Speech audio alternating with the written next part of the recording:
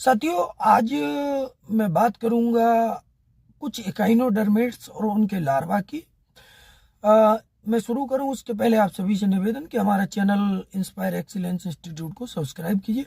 साथियों, जैसा कि हम जानते हैं कि इकाइनोडर्मेट्स के अंदर समुद्री जंतु आते हैं। उन समुद्री जंतुओं में सबसे महत्वपूर्ण जो जंतु है वो है आपका स्टारफिश यानी एस्टेरियास। स्टारफिश के अंदर बाइफिनेरिया लार्वा पाया जाता है। इसी तरीके से दूसरा जंतु एक और है इकाइनोडर्मेट्स का, भंगुर तारा। उसमें जो लार्वा पाया जाता है वो ओफियोप्लूटियस पाया जाता है। और तीसरा जंतु है सी अर्चिन बोलते हैं, जिसको हम सी अर्चिन समुद्री अर्चिन बोलते हैं। उसके अंदर जो लार्वा पाया जाता है वो काइनोप्लूटियस पाया जाता है। और भंगुर तारा जो ओफियो प्लूटियस लार्वा है वो भंगुर तारा के अंदर पाया जाता है। इसी तरीके से समुद्री खीरा सी कुकुम्बर नाम का एक इकाइनोडर्मेट्स है।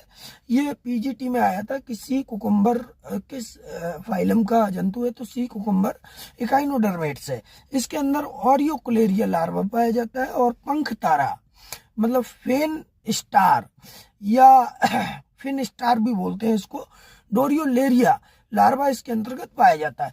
कुछ ऐसे भी इकाइनोडर्मेट्स होते हैं जिनके अंदर कुछ ऐसी मतलब सितारा मछली या स्टार फिशेस होती हैं जिनके अंदर रीजनरेशन की जो कैपेबिलिटी है, जो रीजनरेशन की क्षमता है वो बहुत ज़्यादा पाई जाती है।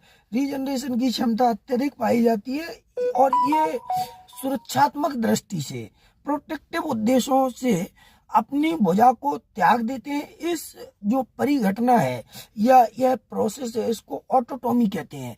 जब कोई स्टारफिश या कोई इकाइनोडर्मेट्स रीजनरेशन की अत्यधिक क्षमता के कारण सुरक्षा उद्देश्यों से अपनी भुजा को त्यागता है तो उसको ऑटोटॉमी कहते हैं। इकाइनोडर्मेट्स भय एवं गुस्से के समय अपने संपूर्ण अंतरंगों को बाहर निकाल देते हैं। मतलब जब वो गुस्से में होते हैं, जब उनके अंदर भय होता है तो जितने भी उनके इंटरनल ऑर्गन्स हैं उनको बाहर निकाल देते हैं। और इस परिघटना को या इस प्रोसेस को हम एबिसरेशन कहते हैं। क्या कहते हैं? एबिसरेशन कहते हैं।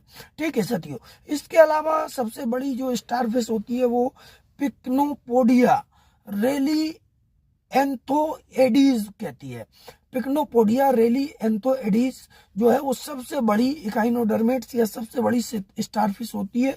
सबसे बड़ी अर्चिन की अगर हम बात करें तो सबसे बड़ी अर्चिन इकाइनोसोम और होप्लोकेंथा होती है। इकाइनोसोम और होप्लोकेंथा होती है।